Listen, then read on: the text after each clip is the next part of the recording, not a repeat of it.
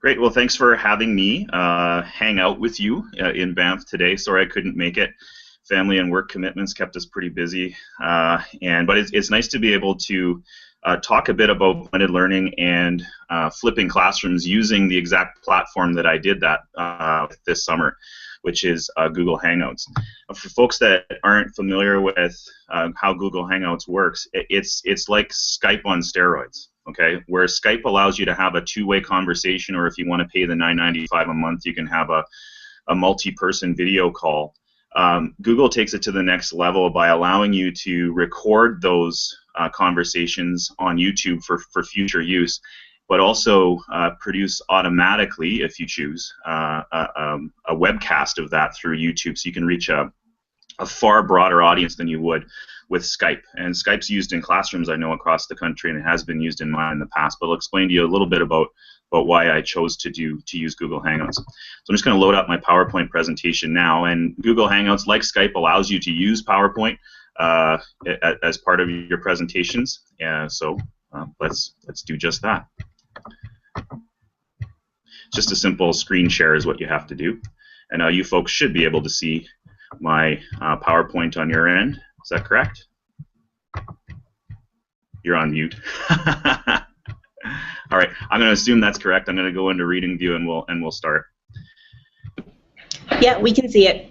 Perfect. So as I said, I decided to continue this process of flipping my classrooms. I think I talked about it last time. I used it for my intergovernmental relations course where I worked a simulation in. For this particular class, Canadian Provincial Politics, I decided to use Google Hangouts as a means of bringing in experts from across the country to talk to students about provincial politics. So I'd like to lead you through this morning as just an idea of what the context of the course was. And I think it's important to recognize that this particular method is not fit for all courses. I probably would not use Google Hangouts the same way in my intergovernmental relations course, for example, but I might use it for my methods course. I'll talk a little bit about the course content that I chose and how it's evolved over time into this format.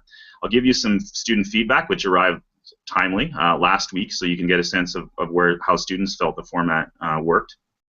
Talk a little bit about some challenges and then some lessons learned for those of you that might be considering using it in your own courses.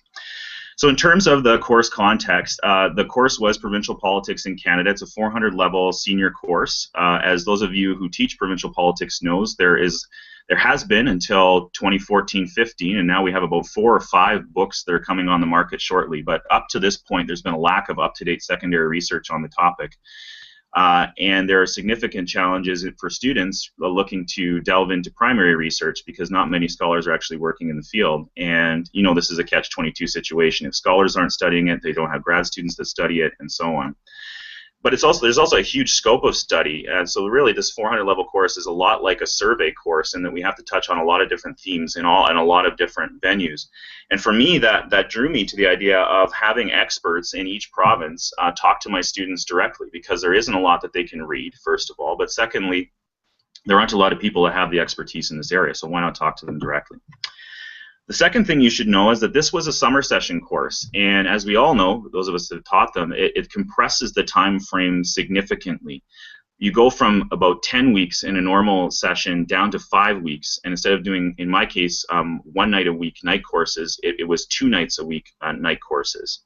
And for me, with a young family at home, while I really wanted to teach the course, spending 2 nights on campus when my baby was between 2 and 4 months, not exactly an enticing prospect. So in that sense, Google Hangouts helped to solve that part of my dilemma as well. That wasn't the primary reason why we chose it, as I'll explain, but it did help that way. As you know, those of you that have taught summer session, you have a mix of students, some that are there to get the degree done, some that are there because they are particularly interested in certain subjects, so it's a mix. And in my case, I had a very small class size of 8 students, which most people would say is more conducive to in-class discussion, and it was. This was an interesting test of using online technology and flipping a classroom with a smaller class size. Most flipped classrooms that I've talked to with people, they try to aim for about 40 to 100 students. This is kind of a test to see how it would work with a much smaller class size. And the last bit of context I think is worth noting is that the U of A has fully migrated into Google. It means that all of their email systems are through Google, but also every student now has a Google account which attaches not only to their email, but they also have the ability to set up their own YouTube channel, to log into YouTube, to have Hangouts using their university authentication, and they can also participate actively on Blogspot with their university authentication as well. So students essentially already had the passport necessary to engage in the full suite of Google tools, and I'm only listing some of them here, and they keep growing by the week, it seems. So just to give you an idea of how this provincial politics course has evolved over time, I started teaching it in regular session in 2012, and I did what most people usually do. I had a combination of in-class lectures and in-class seminars. Tuesdays were lectures, Thursdays were seminars. Flipped classrooms, for those of you who aren't familiar, kind of flip this model on their head. We move away from passive learning in the classroom where the instructor stands up and offers a one-way communication with students, which is not really a great use of time, to moving that kind of passive learning outside of the classroom to online format, whether that be guest lectures, whether that be workshops and so on, outside of class time. Inside of class time then is used more effectively for discussion, for active workshops, for experiential learning and so on. But I did start in 2012 with the conventional approach, as most of us do when we're first teaching a course. I moved to a modified approach the year later where I had in-class seminars, but then started Skyping in lectures into the classroom, so that on one end of the line was our class, and on the other end of the line was an expert guest lecturer from a particular province. Students loved this format. They loved engaging with individuals from across the country, hearing their perspectives about how politics were working on the ground. It really brought their out-of-date readings to life and updated them in a way, and they actually got to talk to face-to-face folks that they were reading about in their textbooks, which, as we can all relate, early in our careers, can be quite a thrill.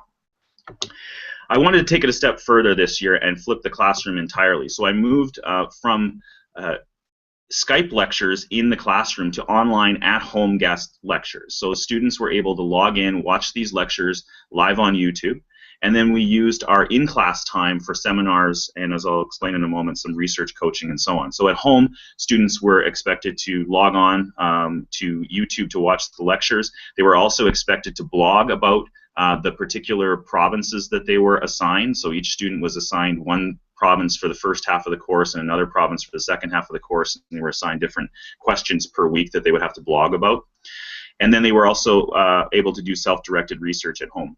In-class time was used for seminars for me to help coach them as individuals, but also as a class on things like comparative politics research, and then their own research presentations where they brought their papers to life in the form of oral presentations. Now, when I design courses, I've moved away from thinking about what do I have to plan for each class to how many hours are students going to spend on this course per week, and how can I best use those hours. And the line I always use when I'm introducing my courses in the first lecture is a full-time university education is like a full-time job. And if a full-time job is 40 hours a week, and if we're talking regular session, most undergrad students, a full-time load is five classes per week, per semester. That means I'm expecting them to spend 8 hours of class time on, 8 hours of time on my particular course. In spring and summer, I have to negotiate with students to say what is a full-time load, because it does differ from student to student. But in this particular case, we decided that between 13 and 15 hours per week was reasonable at the beginning of this particular course. So then the question becomes, how do I best use the students' 13 hours to achieve the objectives of the course, to give them a sense of provincial politics in Canada, how lessons learned at the federal level may or may not apply at the provincial level? How do we best use those 13 hours? And I decided that this is going to be a research-intensive course. And that meant that we were only going to spend 3 hours together per week in the classroom. The remaining 10 to 12 hours, they would be spent at home, or in some cases with students in the library, doing research on provincial politics. So that's how I broke down the class was into how many hours per week, and that was the breakdown. 3 in class for seminars, and the rest of it outside the class. So I had in terms of how the course was broken up, I looked at provincial politics through two lenses. First of all, thematic. So I had them look at things like political culture, political economy, and democracy and institutions. Those were my four themes. And we discussed those four themes in-class seminars on Tuesdays. Students would be assigned individual provinces that they would have to blog about on the in-class blog that's not public, it's through eClass. And then they'd have to write a research paper and presentation on one of those broad themes. From the other perspective, on Thursdays, we would focus on province by province. So I'd have a guest lecturer, and I'll list them in a moment, from each province come in through Google Hangouts and through YouTube that would speak about their province. Students would be expected to engage with that individual lecturer through the public blog on Blogspot. And just so you know, with Google, Blogspot and YouTube are both part of the suite of Google tools, so they're actually quite integrated. You can flow from one to the other quite easily. And then lastly, they were required to do weekly blog posts or précis on their particular province within those particular themes. So there's a lot of research that students had to do, and I suggested to them this is what a typical week for a student would look like. And I'm not going to read it for you, but it was quite an intensive course. Again, expecting them to put in 13 hours worth of class time. Only 3 of them were spent with us together in person, and 1 was spent through an online lecture on Thursday evenings that they would watch live and blog about and ask questions about live.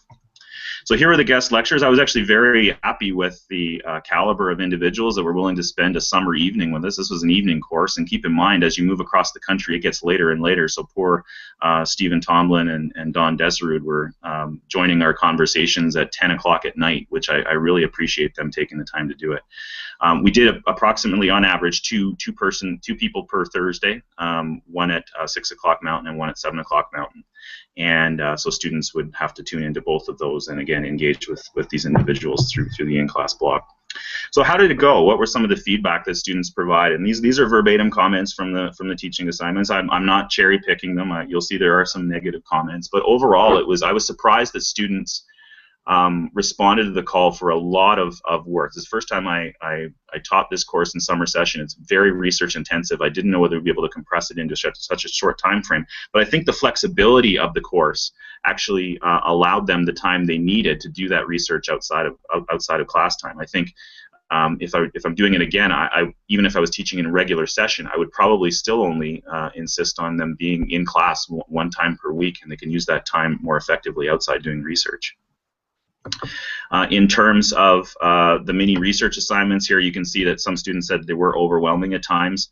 But my overall goal with the précis they'd have to write every week was for them to get to do what I call quick and dirty research, and that was very useful, especially for folks that were considering a job in the service, and several students were. Here's some comments about the workload. Some said it was overly intense, but they gradually got onto it. Others felt like you could cover a lot of material within a limited time by using this blended learning approach. But again, one student in particular felt that it was extremely aggressive and that my expectations were a little high for undergraduate students.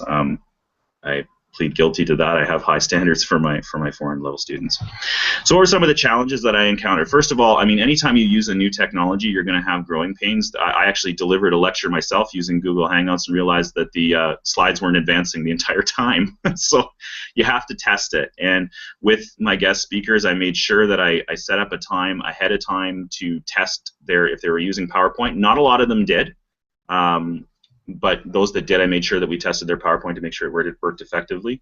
Another, so by the way, on the technology part, Google is just as easy as Skype to set up. Once you've got your microphone, your cookies downloaded, and your webcam set up, it's good to go, and it's just as easy as Skype to use. In terms of time zones, again, I've mentioned that is a challenge, especially when you're teaching Canadian provincial politics and a night course. It becomes especially challenging. In terms of guest speakers, this is a comment about the discipline more generally. It applies to Canadian politics in general. Finding gender balance is difficult, but especially in provincial politics. I know I put together a couple of different book projects, and in this course tried to get guest lectures. There are, quite frankly, too few women who are who put themselves out there as leading experts in provincial politics. If there are some out there that I'm not aware of, I'm more than interested to hear their perspective, but it's been challenging to find women to participate in the course. I'd look to do that a little bit more in the future. There was also a bit of a trade-off between what I call expertise and coordination, and I wanted these speakers, because especially they were doing me a favor, I'm not paying them, not giving them any kind of compensation. I wanted them to be able to riff about what they wanted to, but at the same time, that creates challenges for students, because one professor will want to talk about political economy, another one will want to talk about the party system, another one will want to talk about the upcoming election, and so on. So knitting all of those together can be a challenge. I think what I'd like to do next time, as I'll explain in the next slide, is to challenge them with a common rubric that they can fit their comments into. It'll make it a lot easier for students, I think, to follow. That said, students seem to like the variety of topics they got to cover. And then this was the biggest surprise for me, was that students I think it was due to the compressed time frame, did not have time in their eyes to engage meaningfully online with each other. They would give these awesome blog posts every week, but there wouldn't be a lot of interaction with their peers commenting on each other's blog posts. I was hoping for more of that. I drew it out in the seminars, but I think in the future, as I'll explain, I'm going to roll back some of the more formal research components, like the research paper and research presentation, and give them more time to do that peer-to-peer interaction. Some lessons. I thought this was an ideal course structure for provincial politics. There are 10 provinces, and our terms are broken up into 10 weeks in the fall and winter, and 5 weeks in the summer. It's tailor-made for an approach like this. I think integration is key. Having a pretest with all speakers, including visual aids, is key as well. And I actually moved away from having them all sign up for their separate Google accounts. These are my guest speakers, to having one that I sent them the login information for. That made it a heck of a lot easier, because some of them were not familiar with the Google login process. Some of them were uncomfortable signing up for a Gmail account. So I actually created one that I called Paul's Guest Lecture that I sent them the login information for. It was already hooked up to my own personal account, so it made it a heck of a lot easier that way.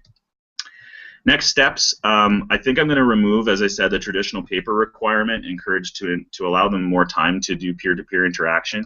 I'm going to experiment with having not just one guest lecture per session, but Google Hangouts allows you to have up to 10. So why not invite 2, maybe 3 people from a particular province to engage with one another in a debate or a broader discussion. As I said, I would like to provide them with a common challenge, even if it's something as broad as, what are 3 things that everyone needs to know, and/or 3 myths about a particular about your province that people from outside the province might not know. At least that would help the students, I think, to structure their notes and structure their learning. With such a small class size, as I said, Google Hangouts allows you to do 10 people in the Hangout at once. Had I known that there were going to be this few students in the class, I probably would have just skipped right to having a Hangout with all of the students involved. That way they could all participate directly in the conversation, rather than logging their questions through Blogspot. I don't know whether that would have increased the interaction or interactivity with the guest lecturer or not, but it's worth thinking about. If you have a really small class size, why not invite the whole class into the Hangout rather than having them log in through YouTube? And lastly, I'd like to see if I can't bring in more public commentary. I got a lot of hits outside the class, because you can track on YouTube how many people view these various lectures. A lot of people from outside were logging in. I'd like to get them involved if I can in discussion, either before or after the live event. And I think I'm going to try to use my own Twitter account, or maybe another one, to try to engage people that way. So for those of you that are interested, if you want to see my course syllabus, there's the link. The public blog is available, and by all means, log on your questions and comments there, and I'll make sure that the guest lecturers are aware of them. And if you're looking for my YouTube channel, you can find it there as well. It has all of the guest lectures that are part of the course. And of course, this particular presentation is also now up on that YouTube channel through Google Hangouts on Air. So with that, I don't know how we want to handle questions, but I'm going to stop our live feed to allow time for questions, and I look forward to hearing what Cody has to say about his presentation as well. Thanks for having me.